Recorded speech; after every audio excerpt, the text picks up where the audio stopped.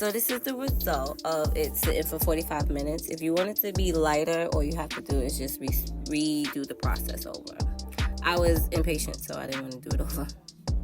So with each braid, so I can kind of like calculate how much hair I want in general, I'll put about 3 to 4 pieces, 2 to 3 or 4 pieces, no more than 4 pieces on each braid, so that my hair wouldn't be too much, so it could look, natural.